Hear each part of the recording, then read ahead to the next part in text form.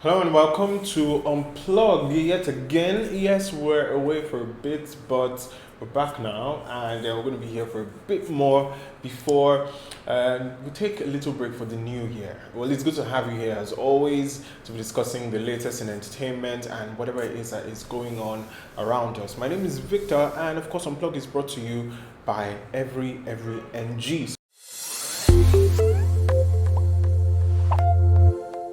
So this is another episode, and of course, in the holiday spirit, we're still going to be keeping it short and simple. Just updates here and there, and we'll be starting off with drama from Davido and Burna Boy again. This time, Wizkid has been sprinkled into the mix, so to speak. Well, Davido, Burna Boy, and Wizkid were reported to be in Ghana at the same time, sometime ago, and they didn't just happen to be in Ghana at the same time, they happened to be at one particular club at the same time, same day.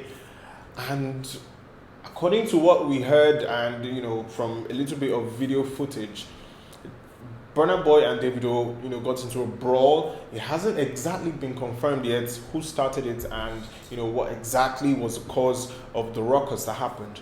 But it did happen, and we saw Davido's security detail like whisking him away from the place, and then there was just Wizkid somewhere there, sipping champagne, unbothered about what was going on around, and people, of course, his fans saying Wizkid, no stress, this and that. Well, Burna Boy hasn't said nothing about it, but Davido has been saying all sorts of things, cryptic maybe, but he has been saying a lot, and he at a point said he was going to leave music. He tweeted something and said, I go leave this music for now, or something like that. Well, a lot of people started saying, wow, Davido quitting music, that's going to be the death of the Nigerian music industry and this and that. Well, he eventually came out again to say, no, I'm not leaving this music, not for anybody. I'm not leaving music. I'm not quitting music. He shared a picture of himself, with headphones. He was in the studio in front of a mic, and it was like, well, this is it. There's no quitting music for me, not anytime soon. So for Davido fans who probably were scared that the man was serious about quitting music, you don't have to worry. He's not going anywhere. All right. Well, let's move on from that now. But still talking Davido, journalist Kemi Olunloyo has come out to say something quite intriguing, something quite attention-catching, if I can use that phrase. And she said that the Nigerian music industry is really wicked. That was what she said. And she went ahead to say somebody is trying to kill Davido. Now, I really, not just me now, but a lot of people don't really know how to place this or where to actually place it or what to think. Could it be the beef with Burna Boy? Can Burna Boy actually go that far, or to do something like that? But Kemi Olunloyo has a track record. She can be quite accurate when it comes to a lot of things. So people are not taking what she has said lightly. But hopefully nobody's actually trying to kill Davido, and we hope he's just safe wherever he is doing what he loves to do best, and hope can continue to enjoy good music from the guy. All right. Enough of Davido talk now. Let's move on. Let's talk Wizkid on his own without the whole Burna Boy and Davido drama. Wizkid dropped Made in Lagos earlier this year, and it was an album that received a lot of mixed reviews, a lot of love on one end and a lot of indifference, I would say, from other quarters. But Made in Lagos has been quite a hit album so far this year, and Wizkid has recorded another win for that album. The album made British Vogue's top 20 albums for the year 2020. List of best albums for the year 2020. And that is not all. That makes Wizkid the first Nigerian musician to be on that list. So it's a big win for him, another feather in his cap, and congratulations to Wizkid. All right, now let's talk some BB Naija. Dorathy and Prince, of course, we know how they were in the house, and they were in this bestie relationship kind of thing, really good friends, doing stuff together, navigating issues together, and all of that. Well, now there's fresh speculation about both of them that it might not just be friendship between them. There might be more, because recently Dorathy followed Prince all the way home to see his parents. And it got me wondering, okay, not just me, I'm sure a lot of people as well, okay, Dorathy going to see Prince's parents. Are we still besties, or what is going on here?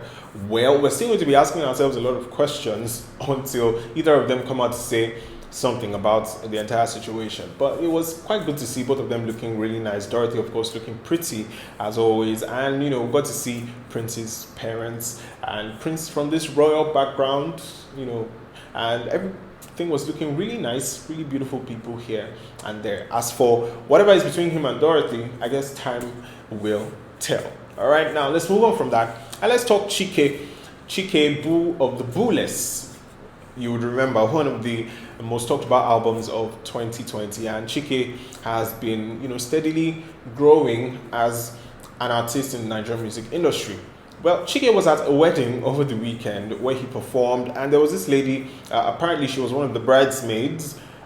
She was in a gold dress, and while Chicky was performing, she was there dancing, and Chicky went up to her, how performers do it, and she was singing along with him, and they were vibing to the song together and all of that. Well, apparently all of that passed and the wedding ended and they went their separate ways. But then Chicky came back on Twitter and posted a video of that particular time when they were both vibing to his music, and he was like, can somebody help me look for this girl in the gold dress? I want to ask her something.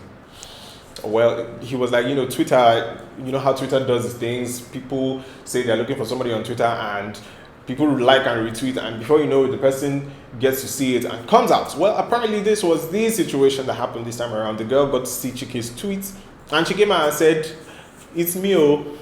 And she said, I was the one you were dancing with. And wow, really pretty lady, I must say. So we don't know now whether Chicky has already asked her what he wants to ask her, and we don't even know what the question was. As for me, I don't want to know, but could this be a potential partner relationship situation? Like I said before, time will tell. Okay, let's move on from that now, and let's talk about another celebrity, this time Ebuka Obi Uchendu. He took to his Instagram story and posted a picture of Semo, let me say like Neo, Semo, and egusi soup. And you would think ordinarily maybe he was craving it or something, but there was a caption, an accompanying caption, and he called that particular meal trash. I'm trying not to let my bias jump into this, but he called that trash. I don't know, maybe he was the one who started this trend, or he saw it somewhere and jumped on it, but it became something really massive on Twitter. A lot of people were coming out calling all sorts of food trash. Some people called spaghetti trash, some called okra soup trash. Somebody even went far enough to call water trash. So I'm wondering, what do you people eat then? When you call bread trash, you call everything trash. What do you eat? What do you drink? You call the water trash. What do you drink? Acid? Well, I'm wondering, but whatever is trash to you, whatever it is you like to eat or not eat, that is up to you. Like they say, one man's meat is another man's poison. Okay, now as we wrap it up, let's talk sports real quick. And it was a very eventful night of football yesterday. There were about 5 games played in the English Premier League, and 2 of them stood out. First one for Arsenal and Mikel Arteta, because they have had a really, really poor run of form, and then they faced Chelsea last weekend and they were able to get a really, really impressive win against Chelsea. They were able to follow that up with another win yesterday against Brighton and Hove Albion. 1-0, that one finished courtesy of a Alexander Lacazette goal, and that is probably going to help them build some momentum now, because if they did not get a win out of this game, it would have just been like their win against Chelsea was a big waste. But kudos to Arteta, and Arsenal is probably beginning to pick up the pace now, and we might see better results from them. In the other game, it was Manchester United at home to Wolves, and it was going towards that direction where Man United fans complain that when it's time for their team to capitalize on certain positive looking situations, they don't do it. But Marcus Rashford left it late, 93 minutes, he scored the winner to move Man United into second place, 2 points behind Liverpool after playing the same number of games. Not many people would have seen United in this kind of position at this time of the season, looking at how they started. So really good for both teams, Arsenal and Man United, and it's looking up for them moving into the new year. All right, well, that is all we can take on Unplug for today. Thank you so much for a good show as always, and we hope you do join us again tomorrow as we keep ourselves updated on what is going on in the world around us. Until next time, my name is Victor. Bye.